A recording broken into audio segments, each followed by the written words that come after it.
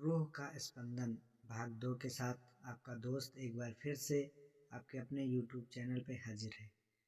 सुदेश और दक्षा की बातों का अंत ही नहीं हो रहा था। दोनों सुबह 7 बजे तक बातें करते रहे।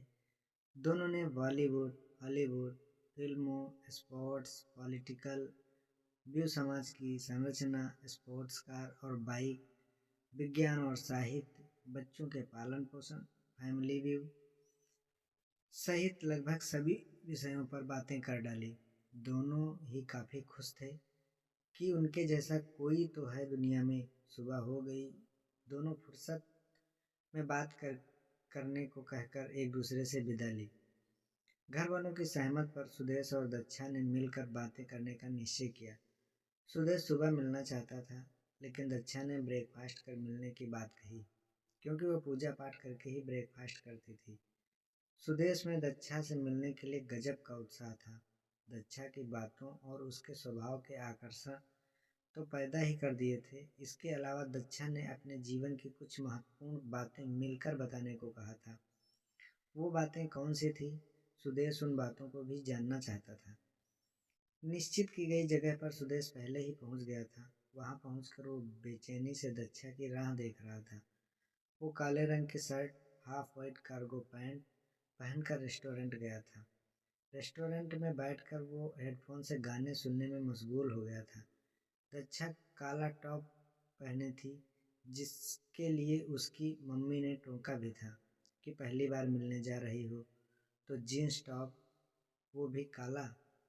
तब दक्षा ने आदत के अनुसार लॉजिकल जवाब दिया, अगर मैं सलवार सूट पहनकर जाती हूँ और बाद में उसे पता चलता है कि मैं जीन्स टॉप भी पहनती हूँ, तो यह धोखा देने वाली बात होगी।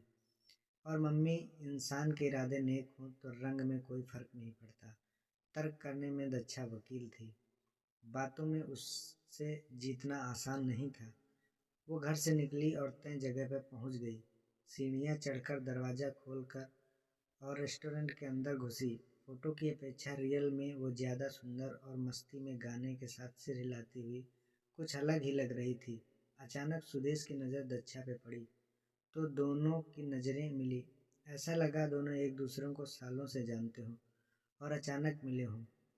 दोनों के चेहरों पर खुशी छलक रही थी। खाते पीते दोनों के बीच तमाम बातें हुई। अब वो घड़ी आ गई जब दक्षा ने अपने जीवन की कुछ महत्वपूर्ण बातें उससे कहने जा रही थी। वहाँ से उठकर दोनों एक पार्क में आ गए, जहाँ कोने में पेड़ों की आड़ पर रखी बेंच पर बैठ गए। दक्षा ने बात करना शुरू किया। मेरे पापा नहीं हैं सुदेश, ज़्यादातर लोगों से मैं यही कहती हूँ कि अब वो इस दुनिया में नहीं है, पर सच नहीं है, हकीकत कुछ और है। इतना कहकर दक्षा ठकी। सुदेश अपलक उसे ताक रहा था। उसके मन में हकीकत जानने की उत्सुकता थी। लंबी सांस लेकर दक्षा ने कहा, जब मैं मम्मी के पेट में थी तब पापा किसी और औरत के लिए मेरी मम्मी को छोड़कर उसके साथ रहने के लिए चले गए थे, लेकिन अभी तक मम्मी पापा के बीच डिवोर्स नहीं हुआ है। घर वालों ने मम्मी से ये कहकर उन्हें अबॉर्शन कराने की सलाह दी कि उस आदमी का खून भी उसी जैसा होगा। इससे अच्छा यही होगा कि इसे छुटकारा पाकर दूसरी शादी कर लो। दक्षा के इतना कहते ही सुदेश ने उसकी तरफ गौर से देखा तो वो चुप हो गई, पर अभी उसकी बात पूरी नहीं हुई थी, इसलिए उसने नज़रें झुकाकर आगे कहा, पर मम्मी ने सभी का विरोध करते हुए कहा कि जो कुछ भी हुआ है उसमें पेट में पल रहे बच्चे का क्या दोष, यानी उन्हें गर्भपात नहीं कराया। मेरे पैदा होने के बाद शुरू से ही कुछ लोग मम्मी का साथ दिया।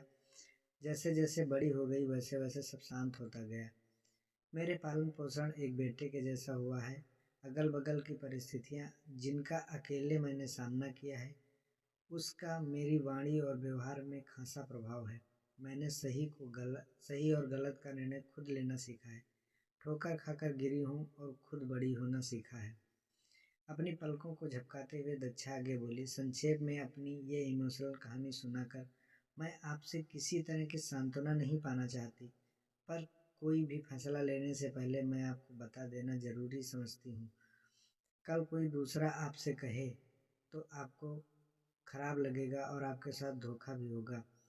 इसलिए इसके बारे में आराम से घर पर चर्चा कर लें, फिर सोच समझकर जवाब दीजिएगा। सुदेश दक्षा की खुददारी देखता रह गया।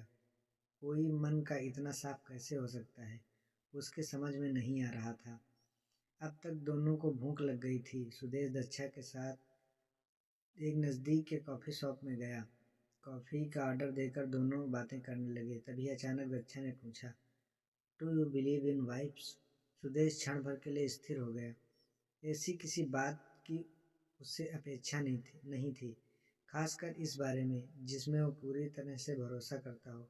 वाइब्स अलौकिक अनुभव होता है जिसमें घड़ी के छठे भाग में अपने मन के अच्छे बुरे का अनुभव होता है। एक अनजान व्यक्ति की तरह ओट मन आकर्षित हो और आपस में मन का वाइब्स है। ये कभी गलत नहीं होता।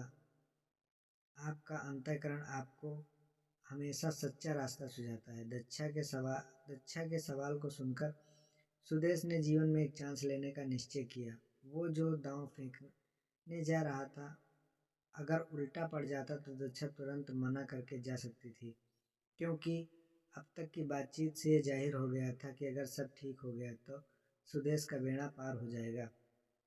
सुदेश ने बेहिचक दक्षा से उसका हाथ पकड़ने की अनुमति मांगी। दक्षा के हाव भाव बदल गए।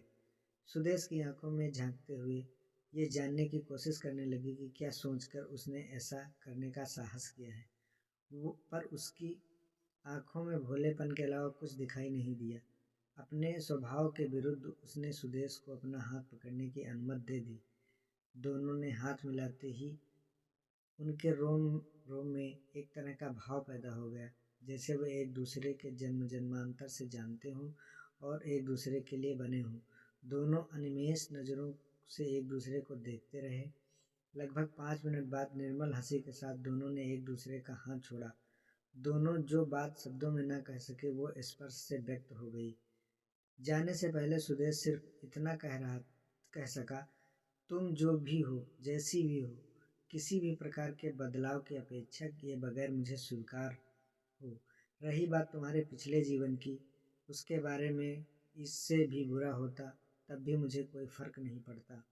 बाकी आपके घर वालों को मैं जानता हूँ, वो लोग तुम्हें मुझसे अधिक प्यार करेंगे। मैं वचन देता हूँ कि बचपन से लेकर अब तक अधूरे रह गए सपनों को मैं हकीकत का रंग भरने की कोशिश करूँगा। दोस्तों, अगर कहानी अच्छी लगी हो तो चैनल को सब्सक्राइब करें और वीडियो को ज़्यादा से ज़्यादा शेयर करें, ताकि मुझे मोटिवेशन मिले और इससे अच्छी अच्छी कहानियाँ मैं आप लोगों को लाकर सुनाता रहूँ। तब तक धन्यवाद।